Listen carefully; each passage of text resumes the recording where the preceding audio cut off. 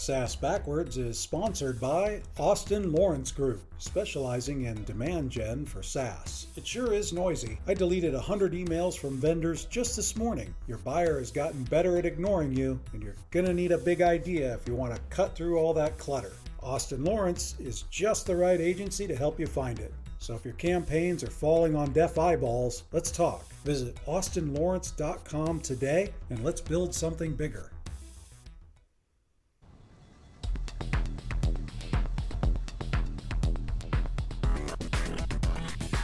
Welcome to the SaaS Backwards podcast, where we reverse engineer the success of fast-growing SaaS firms and explore strategies CMOs and CEOs are using to drive their businesses forward.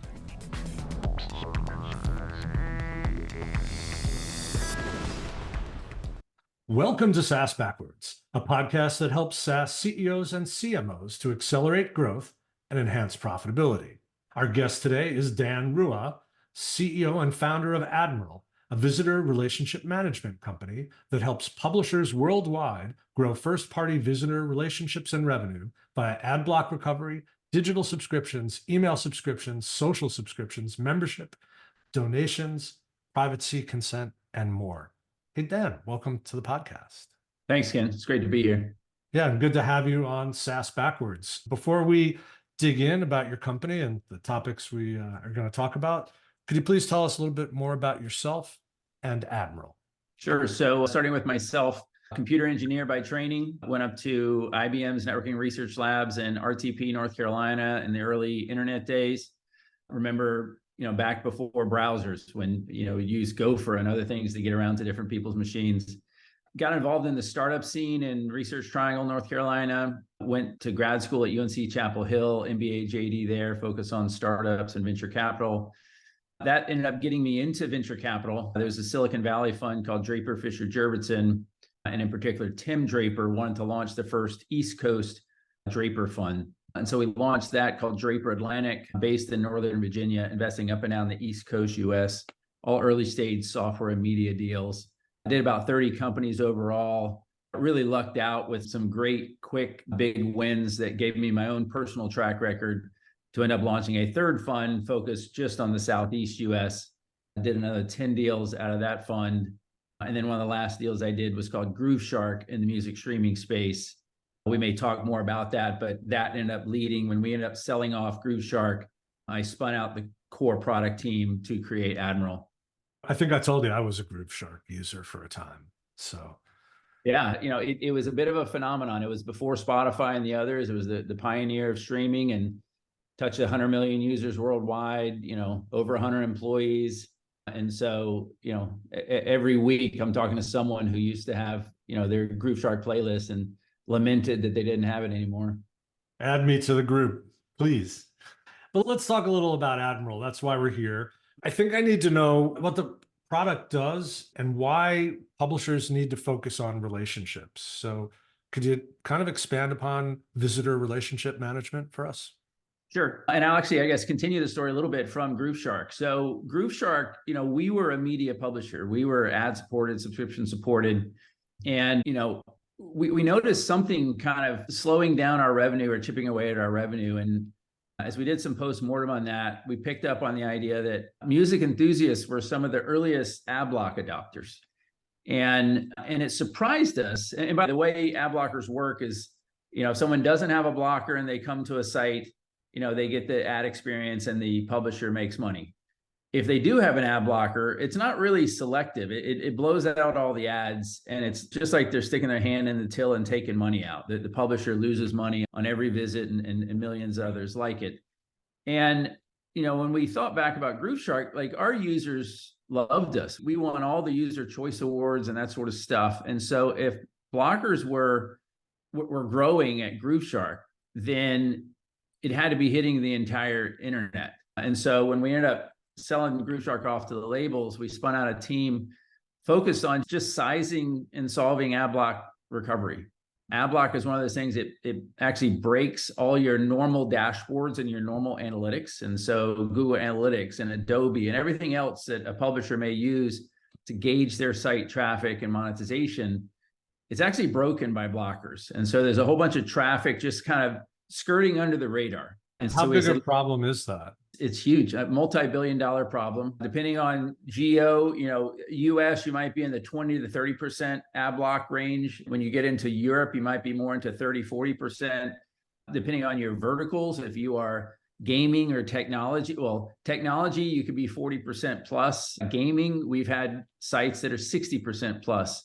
So very large problem for someone who's, just trying to use the typical revenue model of the internet to fund their site. So big problem.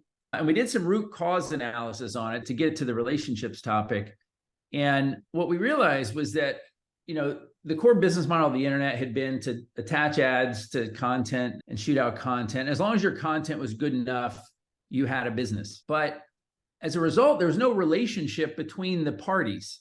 And when you have a situation that people don't have a relationship, then each side will essentially abuse the relationship. And so, arguably some publishers abuse the relationship by creating terrible ad experiences, right? Just adding in more and more ads. And if they don't care about the reader, then that's the sort of thing that could happen. And on the flip side, visitors started adopting ad blockers and not caring whether the publisher lives or die. They're just going to, grab the content and run. And so he said, there's really a missing piece here, which is this relationship between the two. And if you want a sustainable internet, you need both sides to care about each other and to form some kind of relationship. And the other thing that hit us was that AdBlock just was the tip of the spear on something that's much bigger that's been rolling through the category. So you had ad blockers, and then you had data blockers. Now you've got what's called death of the cookie, where the browsers themselves are killing off all the tracking cookies. You've got GDPR and CCPA, where they're essentially regulatory blockers that, again, are kind of breaking the core business model of the internet, which has traditionally been about tracking people and shooting ads. And so publishers just need a new platform that creates direct relationships with visitors, right? Really first-party, consent-based relationships with visitors. And we realized it didn't exist. That platform didn't exist. It's really more MarTech than ad tech. Ad tech is about shooting ads as efficiently as possible, whereas building relationships with people and converting them in some manner, whether it's about turning off an ad blocker or an email address or a subscription, that is really more marketing automation or MarTech. And there wasn't really a marketing automation platform for media publishers. And so we created it, and it's called Visitor Relationship Management, or VRM. So you're creating a category, or did that category exist before Admiral? Well, so the broad category definitely exists. So marketing automation generally, whether it's a HubSpot or a Marketo or a Salesforce, those exist. What struck us was that even though these sites have millions and millions of visitors, these publisher, websites, none of them use a HubSpot or a Marketo or a Salesforce to talk to their visitors and start a relationship. I put my VC hat on, and I imagine being in the boardroom at a publisher, and the marketing guy comes in and he says, "Hey, we had 15 million visitors last month." And you're like, "That's great. That's great. Did we convert them in some way? Did we start some relationship with them that we could, generate revenue into the future?" And the marketing guy says, "No, not really. Like we're hoping they'll show up next month again, and, we'll make some ad revenue." And it just, it really, particularly for SaaS entrepreneurs, I think it just feels obvious that if you have that many visitors showing up, you should be doing something to establish a relationship with them and hopefully convert them into some sort of longer term sustainable relationship and revenue. So although marketing automation as a category, has existed for a while, marketing automation for media publishers really did not exist. And so we kind of lucked into that greenfield, and it's really worked well for us. Yeah, I mean, it's really interesting. I can just imagine, if you're a CEO, when you ask the marketing leader a question, they don't have an answer. Maybe that's an opportunity also, right? I mean, it's a problem, but it might also be an opportunity. Definitely. And when we talked before, there is competition out there. So could you kind of frame the competitive landscape for us and how you differentiate Admiral versus those other solutions? Sure. So if you start with the wave that we've described, which is there has to be a shift to direct first-party relationships, revenue, and first-party data, you end up finding that there's, number one, in-house attempts at all of this, and there are point solutions that do pieces of what we do, right? So we do ad block recovery, we do email capture and registrations, we do subscriptions and donations, we drive social follows and mobile app downloads, and we do privacy consent. And so each one of those is a module for us, but it's also, a competitive set. We have point solution competitors in ad block recovery. We have point solution competitors in subscriptions. We have point solution competitors in privacy consent. And so that's typically the, competitive landscape. What works to our advantage is that it's just a mess for a publisher to try to manage 5 different vendors, 5 different sets of code they're adding to their page. Each one of those point solution vendors are kind of focused on their part of the visitor journey. They're not as aware or understand the rest of the visitor journey, and so they'll mess it up, right? Even in the frame of subscriptions, a website that does a great job on subscriptions may get 5% of their visitors as subscribers. That means the other 95%, if a vendor is only focused on subscriptions, they'll actually do things that screw up the experience for the other 95% because they're singularly focused on creating that subscriber. Whereas our VRM system is about the entire visitor journey and making sure that you can handle all the diverse preferences and value exchanges that visitors want. Because there are some people who would happily pay for a subscription instead of seeing ads. And there's, even more people that are not ready to pull their credit card out and they're open to ads. Or if they're not open to ads, maybe they're open to an email relationship or something else. And so, we definitely have competitors on those point solutions, but we really don't have someone delivering on the full VRM suite the way we have. Yeah, I think that's a really good point that you can make, and the all-in-one is a really compelling scenario in SaaS, maybe more now than it has been. People are trying to reduce their cost of their tech stack and complexity because I need more people to run these different solutions. So that's really powerful. And, I think if there's an opportunity for other SaaS companies to absorb functionality, I think that would be maybe one of the takeaways here. See how else you can kind of proliferate your solution. Yeah, I think for other SaaS entrepreneurs, I wouldn't go too broad too quickly. I think you have to have your beachhead and you want to be the best in the world at your beachhead. And so for us, that was ad block recovery. We do that better than anyone else. But it became the anchor that, first it starts with just sizing ad block loss. So this is another innovation that has helped us is it started just with sizing the losses. And so we have this free tag that a publisher can put on their website just to see how much they're losing, like see what they're missing. And so it's a very low friction, low commit opportunity for the publisher to get started with that. But then the way we built the entire VRM suite is it all flows from that single tag without the publisher having to write a single line of code. And so first free tag, they size the problem and like, oh my God, I'm losing, $10,000 a month or $100,000 a month. And then we say, well, if you flick this switch, you can start to get some of that back. And so maybe they turn on the ad block recovery module. And then we build trust with them. And then we say, well, what are you doing about email capture? And they're like, well, we had one of our developers like pop up an email ask, and we're like, come on, we can do much better on how you build email into a journey. So how about we can flick a switch and turn that on?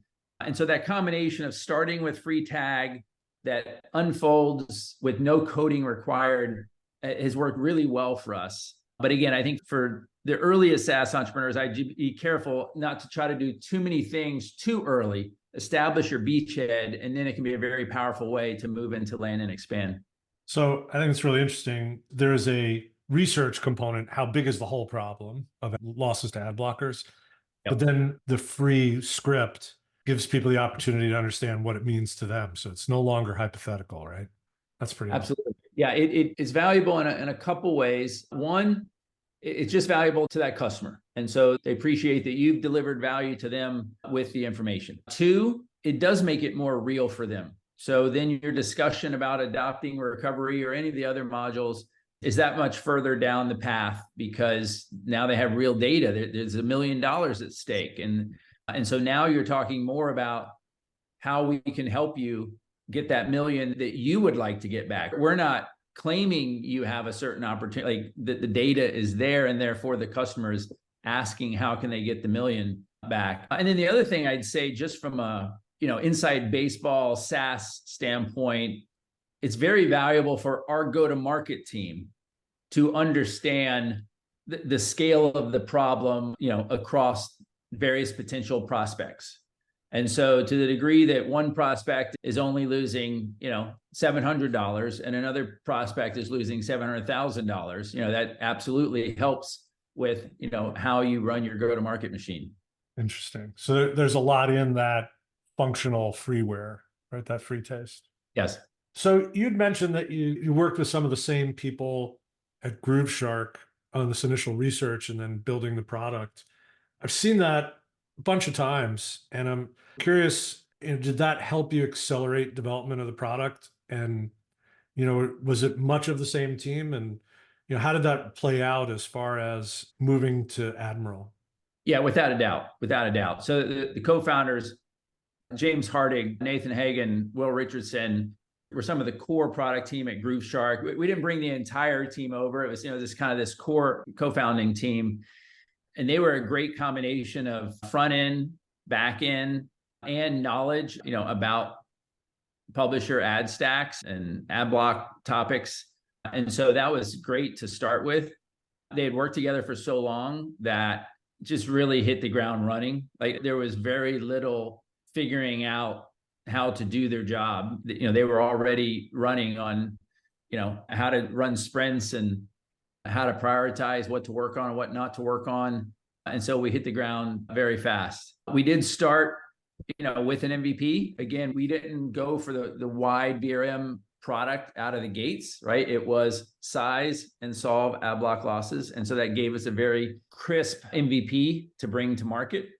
And again, the team just executed really well. I would also say, beyond just the product development speed, I would also note that just having product team as co-founders impacts the company in many ways that aren't obvious from the beginning. And in particular, having been on the investor side, I've seen many times where the go-to-market team and the product team just see the world very differently.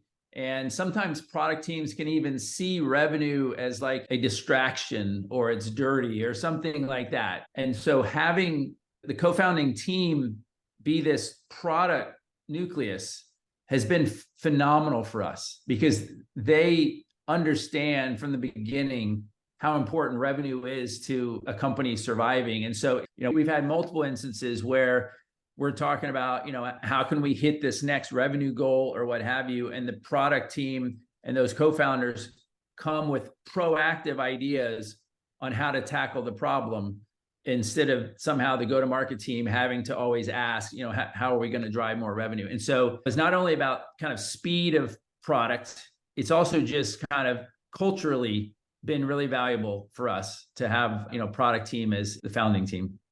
That's very cool.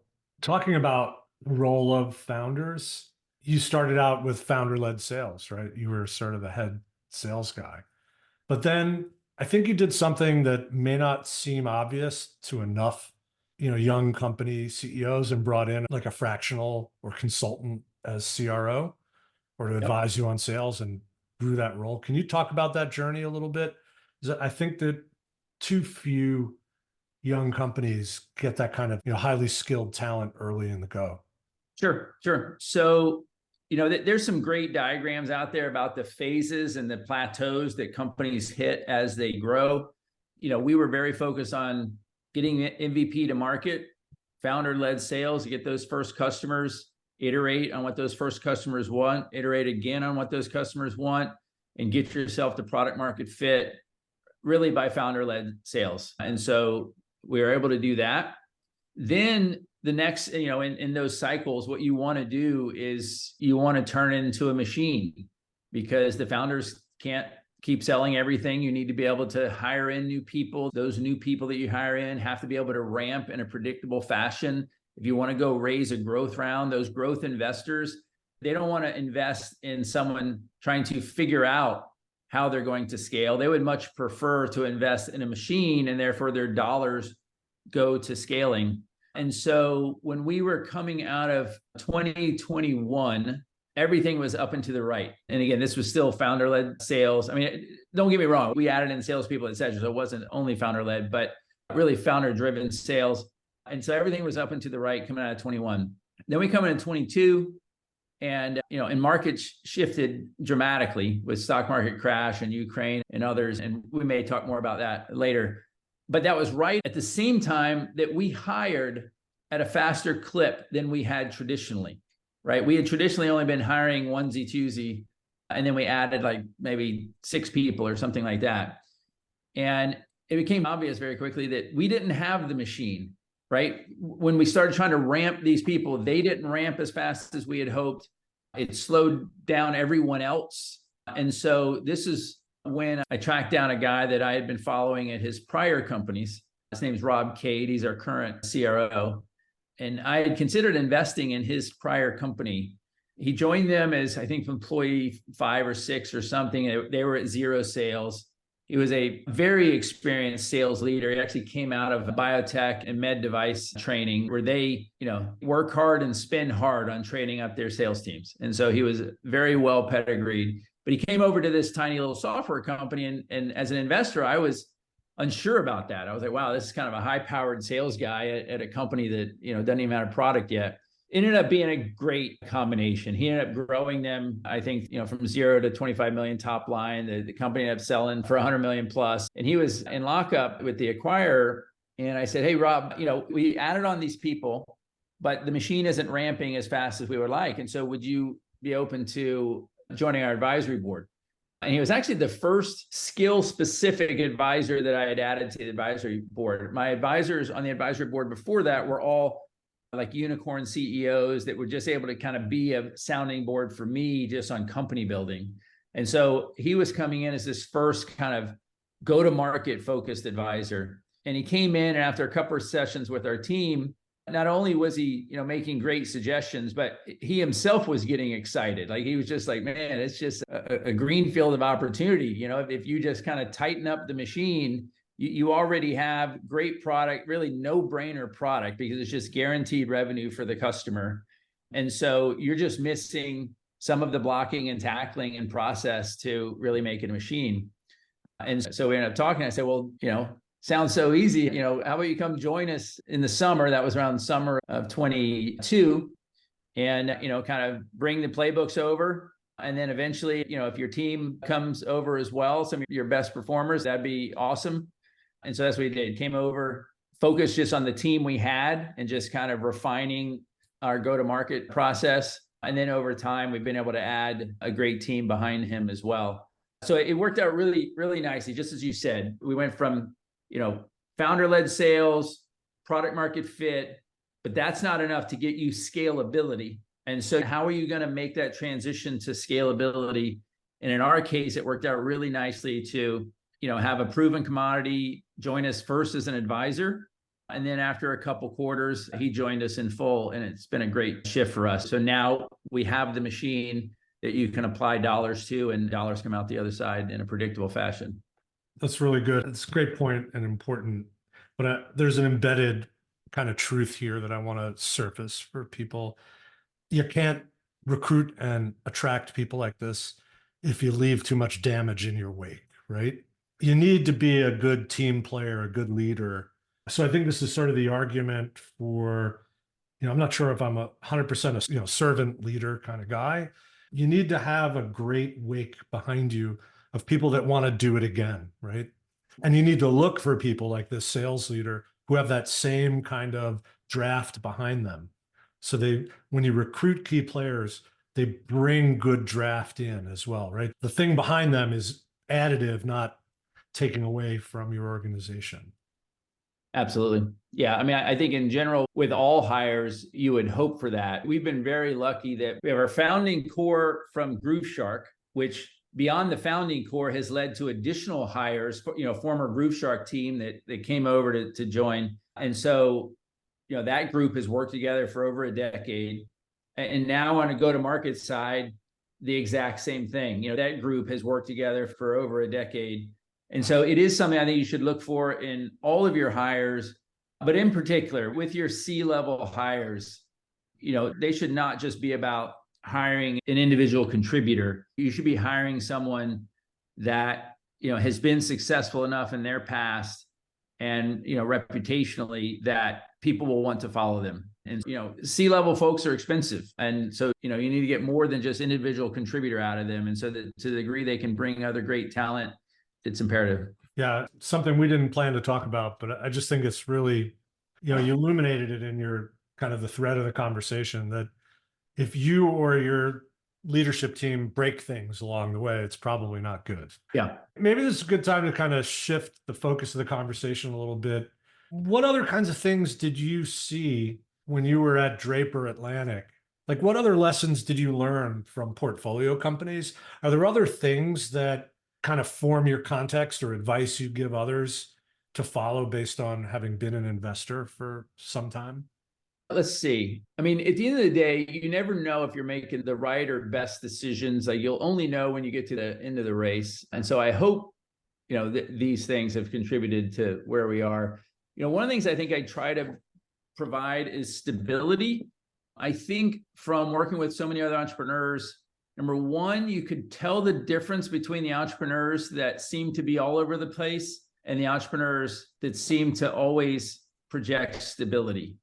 But my most successful ones have been ones where, even though we were growing like crazy and doing very innovative things, the CEO didn't give off a feeling of being harried or winging it or what have you. They seem to provide stability for their team. The case for stoicism.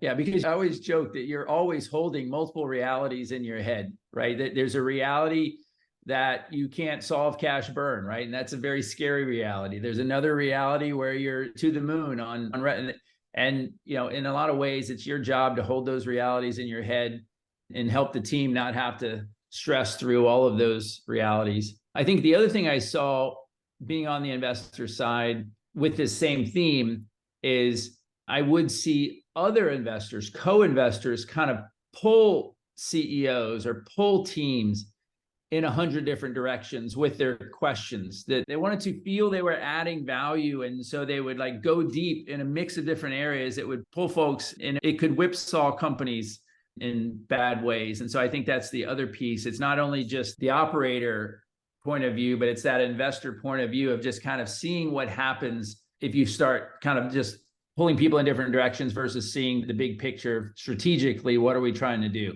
Because investors are not in the weeds.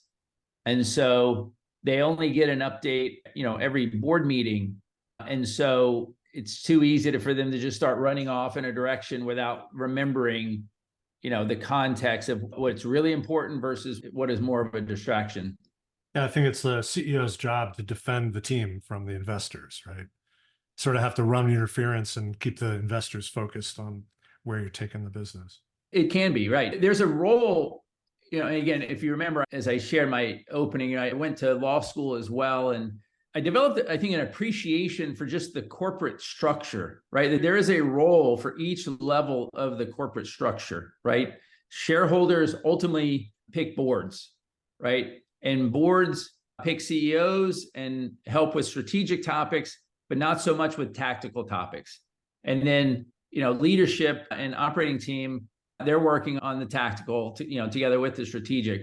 And so to the degree that you can maintain, corporate levels role, it's just much better than like everyone getting in the weeds of all levels of decision-making. Speaking of investments, what has been your approach to getting financing for Admiral? How have you funded the company and kind of what's your thinking about it?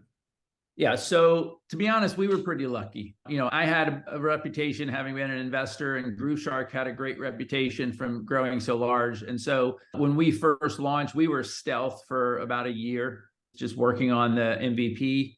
And then when we went to market, to be honest, we were just going to do a tiny little round. There was like some matching money available, and we were going to do like 250K and then pick up this 250K matching and just kind of like start really small in that way.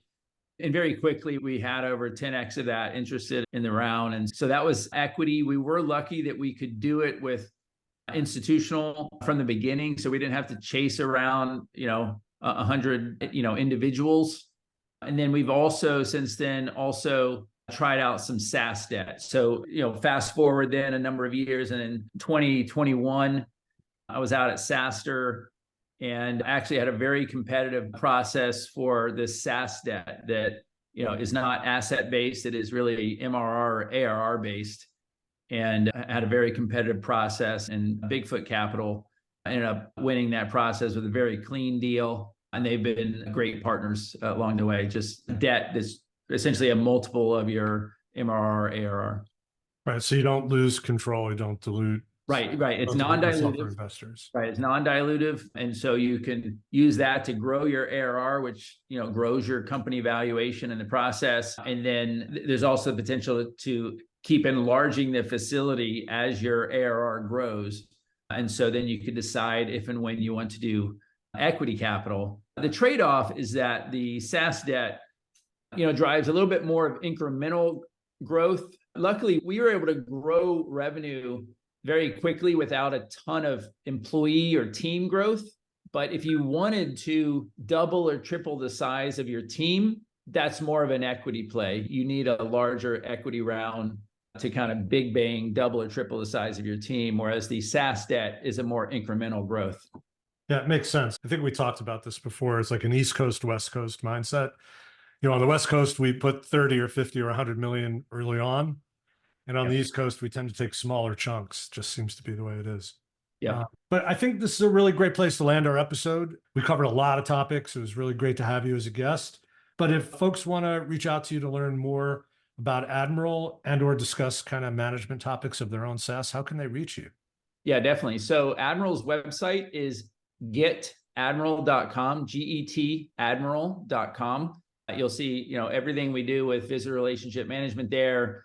You can sign up self-serve. So if you're a publisher and wanted to just size your ad block impacts, you can sign up, grab a tag, do everything. You don't even need to talk to anybody and just size the problem. And then if anyone, is interested in talking to me or just had CEO questions, I am Dan at getadmiral.com, and, welcome any other CEOs who are wrestling with growing SaaS companies. Yeah, that's great. Thank you. My contact information, LinkedIn/in/Ken Lempit or KL at austinlawrence.com. Website for the agency is austinlawrence.com. And if you haven't subscribed to the podcast yet, please subscribe to SaaS Backwards wherever podcasts are distributed. Dan Rua, thanks so much for being our guest today. Thanks, Ken. Had a blast. Thanks for listening to the SaaS Backwards podcast, brought to you by Austin Lawrence Group. We're a growth marketing agency that helps SaaS firms reduce churn, accelerate sales, and generate demand. Learn more about us at www.austinlawrence.com. You can email Ken Lempit at kl@austinlawrence.com about any SaaS marketing or customer retention subject. We hope you'll subscribe, and thanks again for listening.